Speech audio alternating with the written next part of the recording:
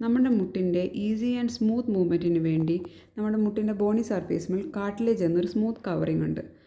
മാത്രമല്ല ജോയിൻറ്റ് ലൂബ്രിക്കേഷന് വേണ്ടി സൈനോവിയൽ ഫ്ലൂയിഡുമുണ്ട്. എന്നാൽ പല കാരണങ്ങളാൽ ഈ കാർട്ടിലേജിന്മേൽ ചെറിയ വിള്ളൽ വീഴുകയും ഈ സൈനോവിയൽ ഫ്ലൂയിഡിൻ്റെ ക്വാളിറ്റിയും ക്വാണ്ടിറ്റിയും കുറഞ്ഞു വരികയും ചെയ്യും. പ്രായാധിക്യം, അമിതഭാരം, മുമ്പുണ്ടായിട്ടുള്ള എന്തെങ്കിലും ഇഞ്ചുറി എല്ലാം ഇതിനൊരു കോസാണ്. കാലക്രമേണ ഈ വിള്ളലുകൾ കൂടി വരികയും ചെയ്യും. ഇതിനെയാണ് നമ്മൾ മുട്ട് തേയ്മാനം എന്ന് പറയുന്നത്. ഈ വിള്ളലുകൾ വരുമ്പോൾ അവിടെ നീര് കെട്ടുകയും ഇൻഫ്ലമേറ്ററി മീഡിയേറ്റേഴ്സ് വരികയും ബോണും അതിൻ്റെ ജോയിൻറ്റിൻ്റെ സർഫേസ് ഡാമേജ് ആവുകയും ചെയ്യും. ഇത് കൂടി വരുന്തോറും ഫുൾ കാർട്ടിലേജ് തേയ്മാനം വരികയും എല്ലുകൾ തമ്മിൽ ഉരയാനും തുടങ്ങും. അതേപോലെ തന്നെ ചെറിയ ചെറിയ സ്പിക്യൂൾസായ ഓസ്റ്റിയോഫൈറ്റ്സ് ജോയിൻറ്റിൻ്റെ അകത്ത് ഫോം ആവുന്നതാണ്. അതിനൊരു ട്രീറ്റ്മെൻറ്റാണ് PRP.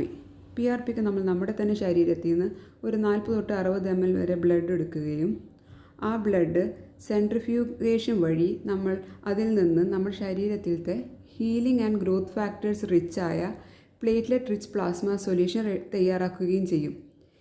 ഈ പ്ലേറ്റ്ലെറ്റ് റിച്ച് പ്ലാസ്മ സൊല്യൂഷനിൽ വളരെയധികം ഗ്രോത്ത് ഫാക്ടേഴ്സും ഹീലിംഗ് ഫാക്ടേഴ്സും പ്ലേറ്റ്ലെറ്റ്സും അടങ്ങിയ ഒരു മിക്സ്ചറാണ്.